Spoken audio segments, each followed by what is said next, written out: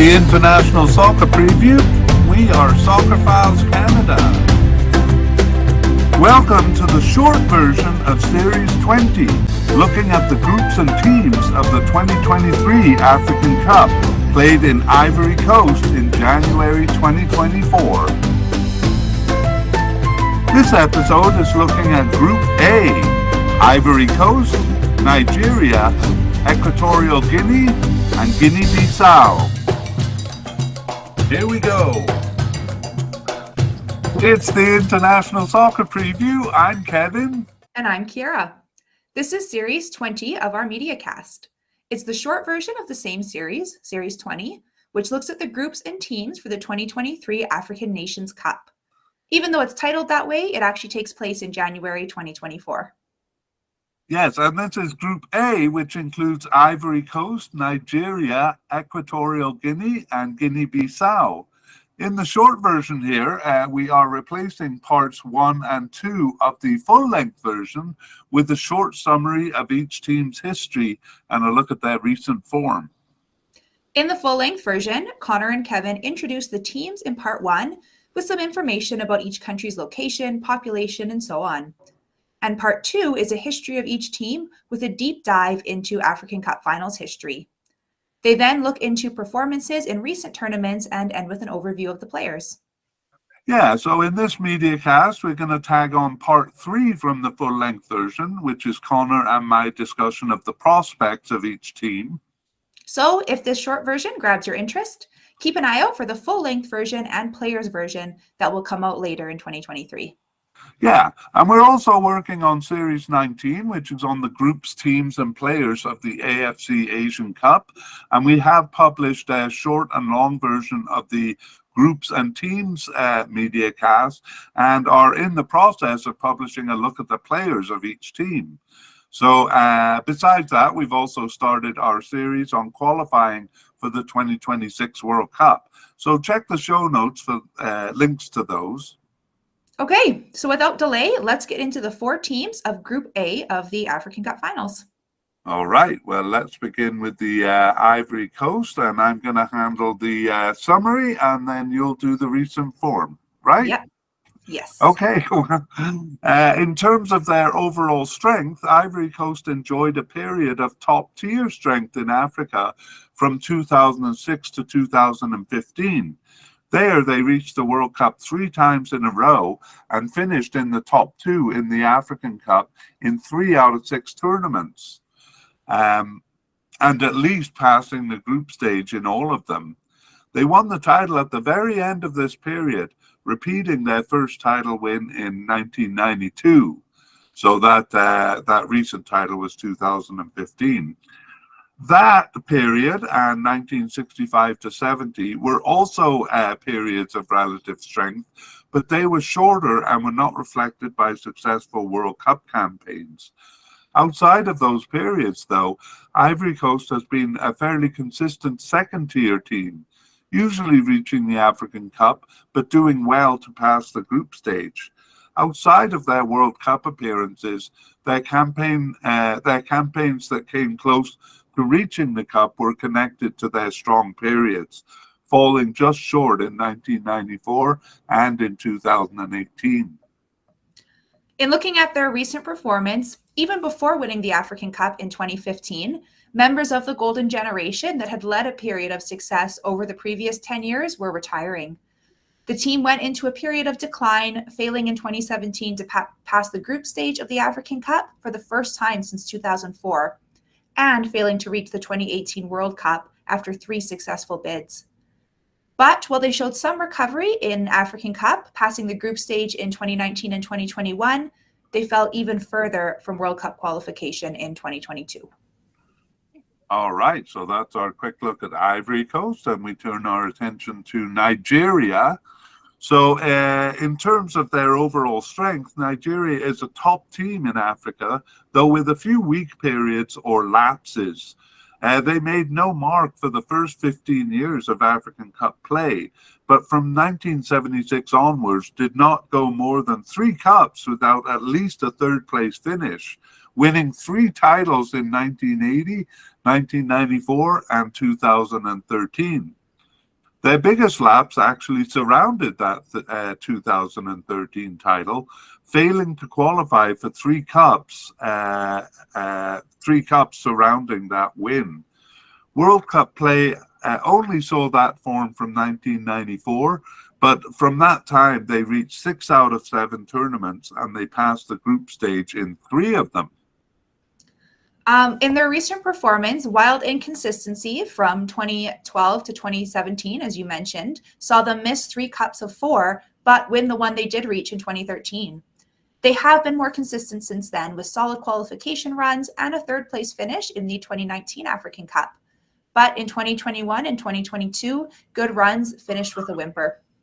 Losing to Tunisia after a strong group stage in the 2021 African Cup was a disappointing round of 16 finish. And failing to reach the World Cup despite being heavy favorites over struggling Ghana in the final playoff for the 2022 World Cup meant missing only their 2nd World Cup since 1994. All right, let's move on to our 3rd team, Equatorial Guinea. And Equatorial Guinea is a 3rd-tier team with an early period of 4th-tier results and recent flashes of 2nd-tier. They were knocked out at the first round, usually a preliminary, in their first few campaigns, which is a record like that of a 4th-tier team.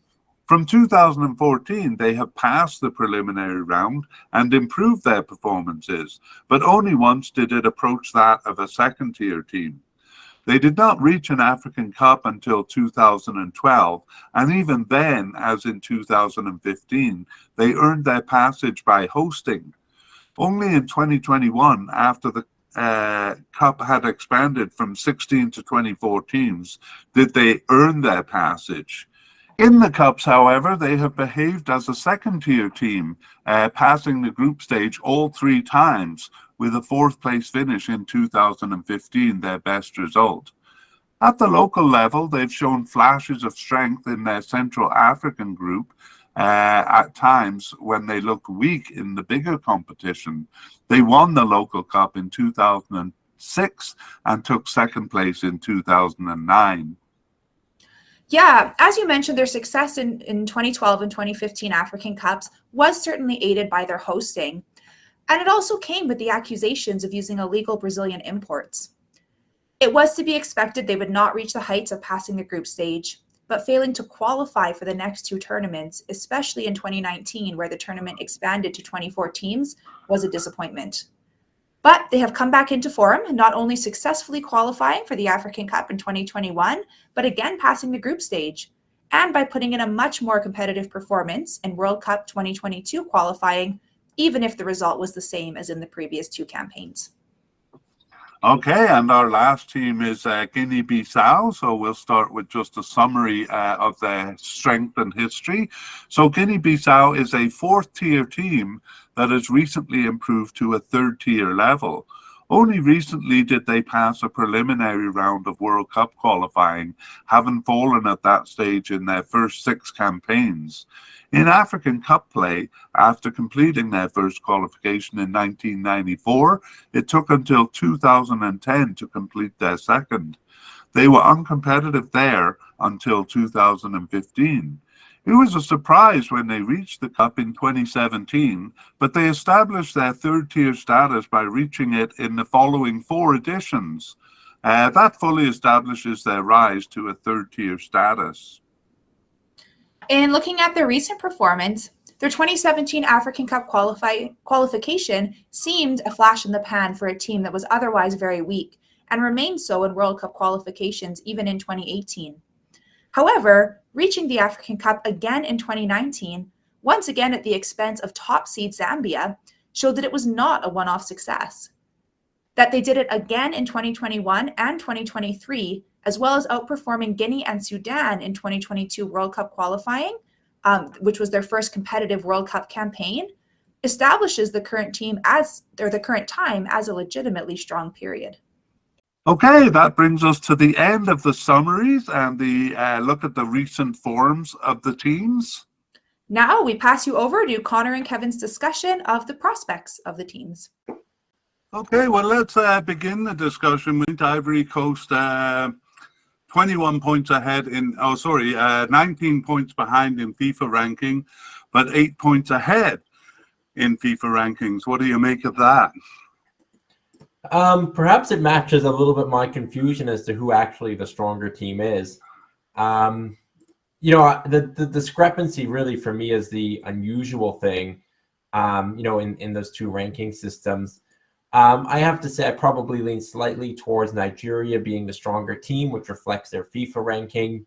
But Ivory Coast being at home, is certainly an advantage. So I'm kind of torn, but what are your thoughts? Yeah, I mean, you said when you were talking about the ELO rankings that you're not really sure why Nigeria have kind of dropped over the past little while. In general, I agree with you that Nigeria is a stronger team. So a rare case where I agree with the FIFA rankings more.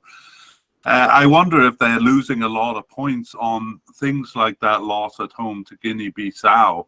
And they have had a few lapses like that. They, I think, lost at home to Central African Republic and the 4-4 tie with Sierra Leone, stuff like that. I wonder if that's what's damaging their rankings. But even in the bigger picture, I think lapses like that, even the lapse against Ghana in the World Cup qualifying, I think that could be really fatal here against these two teams below who are well capable of taking points. I think if they lapse there, it could be bad news. What do you think?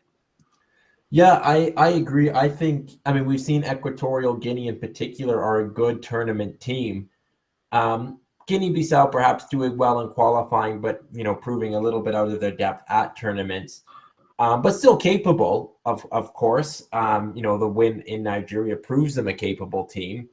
I do think Equatorial Guinea are a bit of a dark horse. They've kind of had that label for the last couple tournaments and done well by it. So, I think Equatorial Guinea on their day are capable of taking points from either of the two teams above them.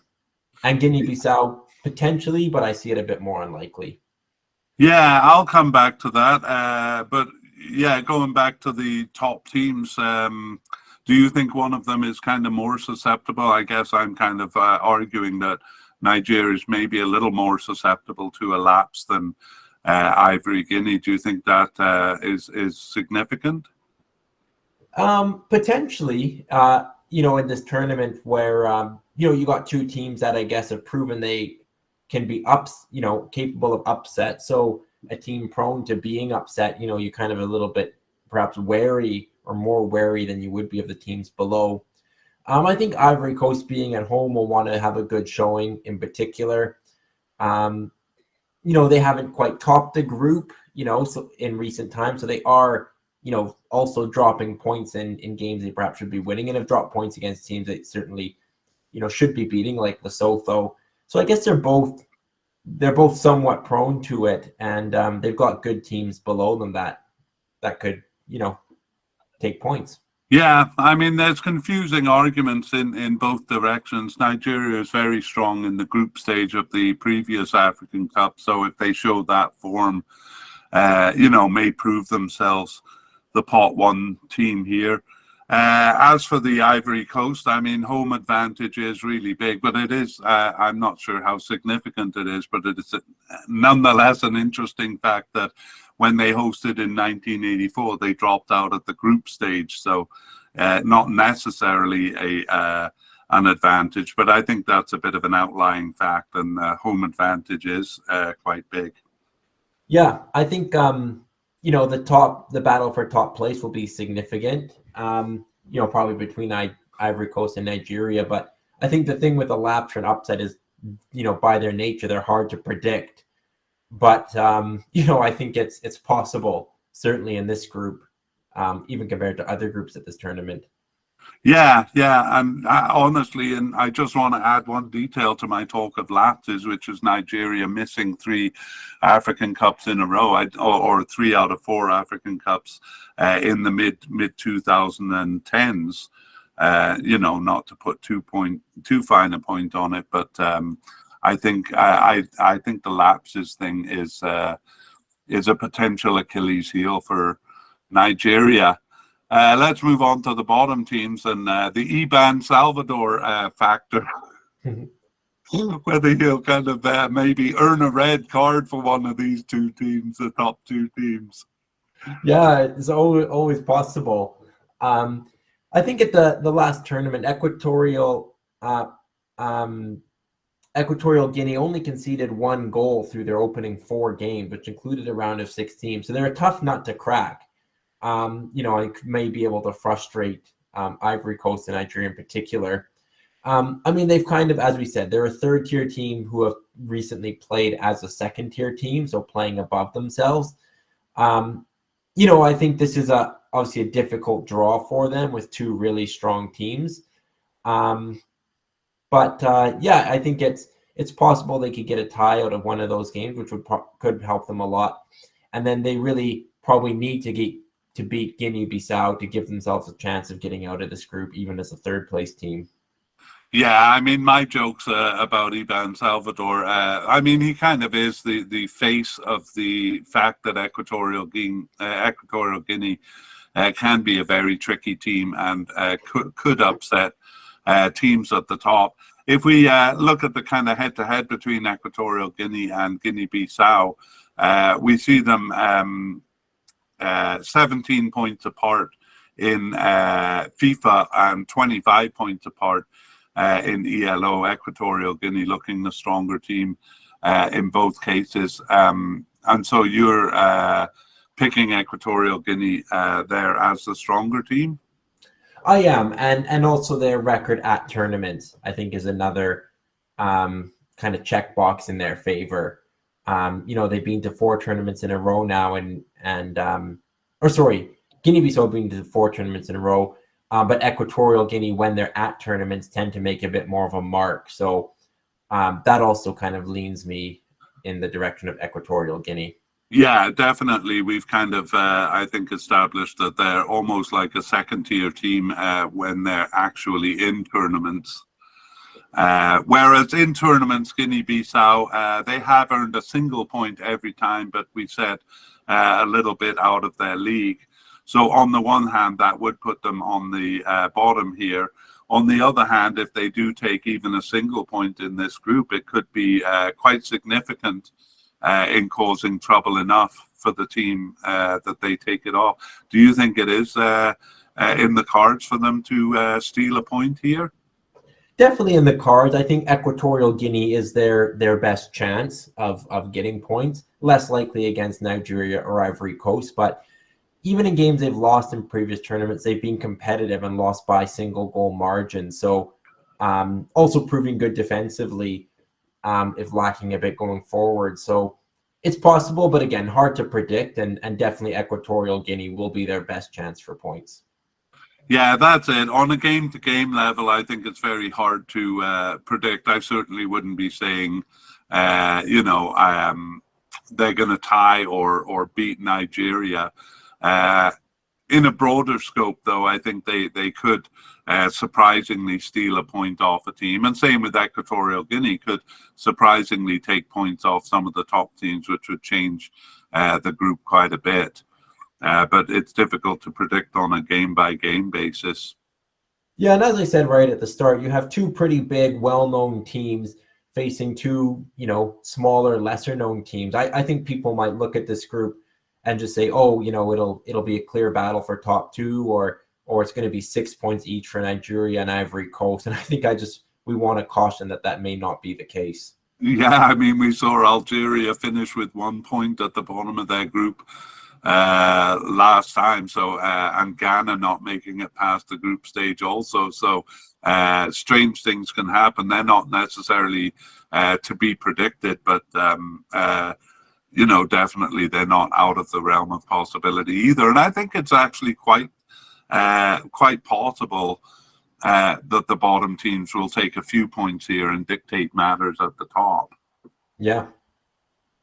Okay, well, that is enough discussion because I feel like you're dodging the issue. And so I would like you to actually come clean to the audience here and tell us how this group is going to end. Yeah, I do think Ivory Coast and Nigeria will ultimately be the top two, and I'm going to favor Ivory Coast with that home field advantage. After that, I say Equatorial Guinea third. I'd like to see them go through. They've been a fun tournament team in the past. And then Guinea-Bissau in last place. All right. Well, definitely Equatorial Guinea would need to win that game over Guinea-Bissau, I think, to pass through as a third place team there. So that's an important game in that sense. I'm actually, oh man, this is so tough because I see arguments both ways. I see Nigeria as the stronger team, but I see Nigeria as a bit more prone to lapses than Ivory Coast. So I'm going to be bold and say, oh no, I'm saying the same thing as you. Ivory Coast to come out on top and Nigeria second. It could be either one. Definitely, I think, no, not definitely. I think there's room for surprises in the African Cup.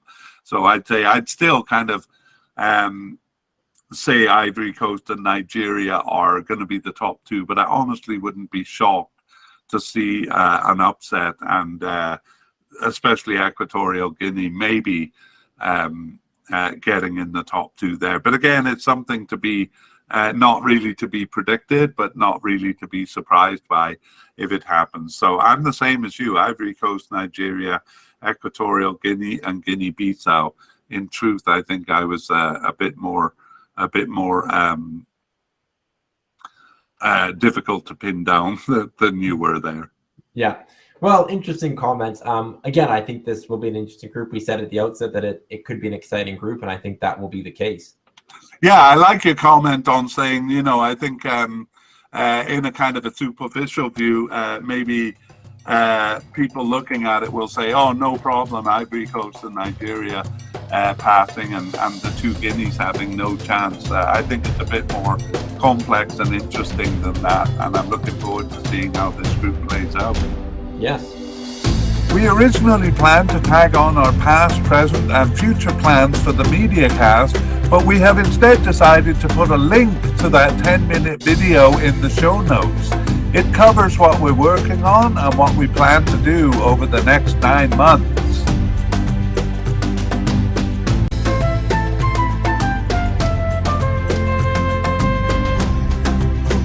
We would like to thank Pixabay and Alexei Ivanov of Mappa Music for the wonderful background music accompanying this media cast.